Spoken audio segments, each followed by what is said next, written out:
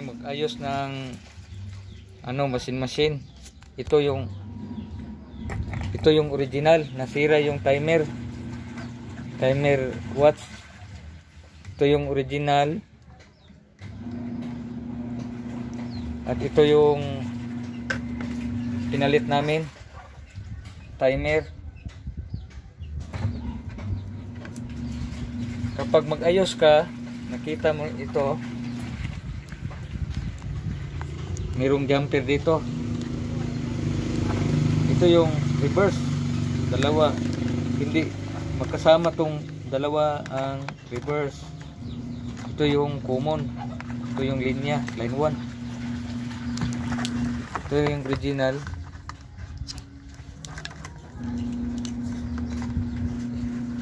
Kita mo yung original. Ito yung supply, yung supply line 1, common. Ito yung reverse sa original. Magkahiwalay pero iba yung kanya kasi nasa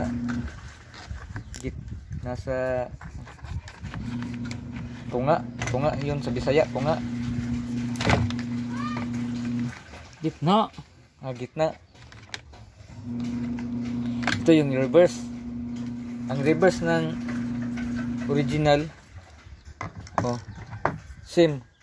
Pag i-install mo, magkaparehara dito sa original.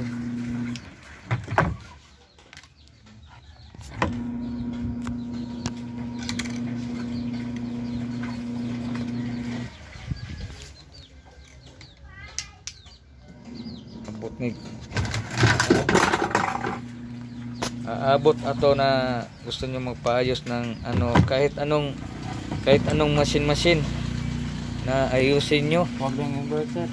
Huwag yung inverter kasi mahirap, pero hindi ito ma-direct kasi kailangan gamitan talaga ng timer kasi walang reverse kung hindi mo gagamitan ng timer na ganito. Sira na ito mga kaibigan.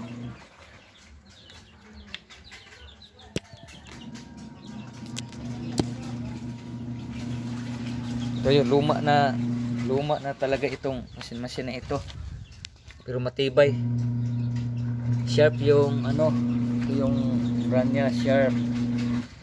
Kahit anong brand, basta ang timer ay easy lang tong timer na ito, guys.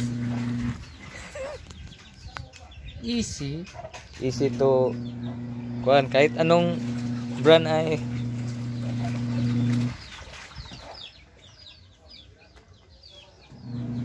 nasa bukid kami nag-ayos. Bukid sa Naiba, Sibulan. Tong San Jose? Nasa San Jose kami. Naiba. Madaming puno, nasa ibabaw kami ng bundok. Pumunta lang kami dito, mahirap talaga kasi ang angat ng daanan. Okay mga kaibigan, sana matutunan nyo kung ano ang paggamit ng timer, watch timer. Ito lang. Gusto nyong matuto, i-click nyo lang yung subscribe namin.